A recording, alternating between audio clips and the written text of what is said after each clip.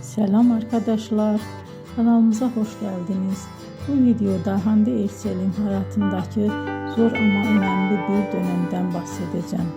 Hande Erçel hayatı boyunca ailesine bağlı biri olarak biliniyor. Özellikle annesi Aylin Erçel onun için büyük bir ilham kaynağıydı.